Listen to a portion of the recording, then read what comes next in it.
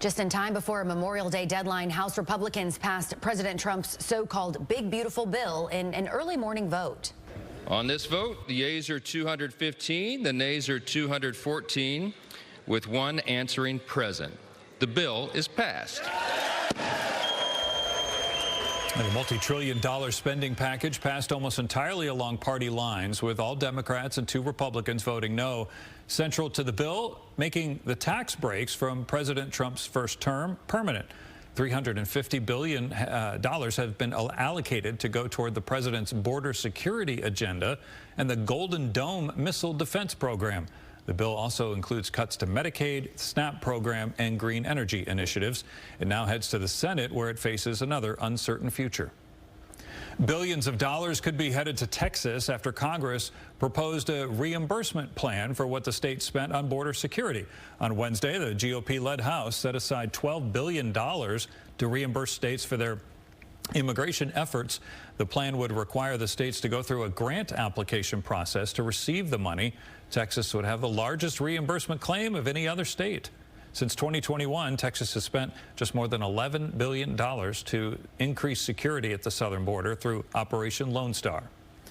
President Trump held another tense White House meeting, this time with the president of South Africa. President Trump confronted him with claims that white farmers are being killed and forced off their land in South Africa.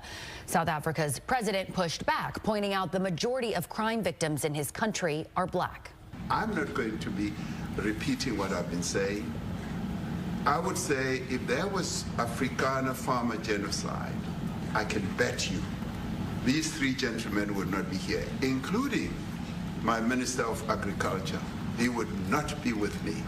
So it'll take him, President Trump, listening to their stories, to their perspective.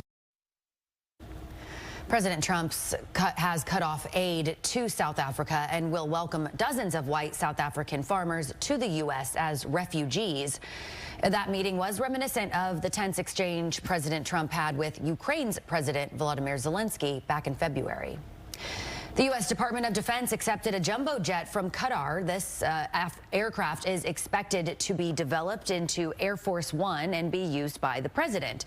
According to the Pentagon, this jet still needs to be redesigned internally to include the proper security measures. Democrats and some Republicans have criticized the gift. They say there are constitutional rules against accepting gifts from foreign countries.